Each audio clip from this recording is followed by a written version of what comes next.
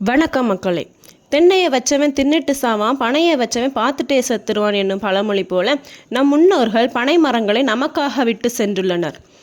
ஏனோ தெரியவில்லை, அதில் இருக்கும் பொருளாதாரத்தை நமக்கு சொல்லித்தர மறந்து விட்டார்கள்.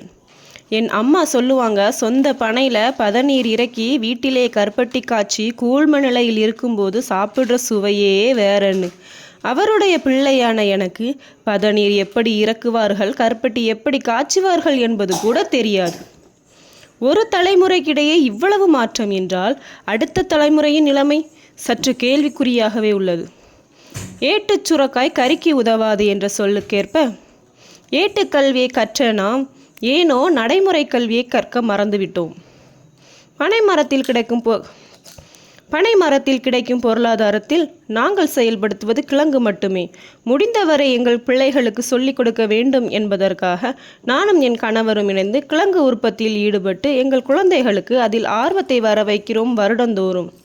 சொந்த நிலங்களில் விளைவித்த உணவுப் பொருட்களை உட்கொண்ட நம் பெற்றோர்கள் சுகர், பிரஷர்னு இன்று நிறைய நோய்களுக்கு உள்ளாகிவிட்டனர்.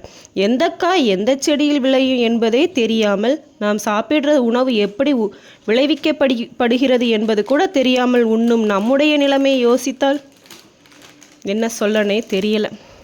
முடிந்தவரை நம் பெற்றோர்கள் செய்த தவறை நாம் செய்யாமல் நமக்கு தெரிந்த விவசாயம் மற்றும் அவற்றின் பொருளாதார முறையை நமது குழந்தைகளுக்கு கற்றுக் கொடுப்போம்.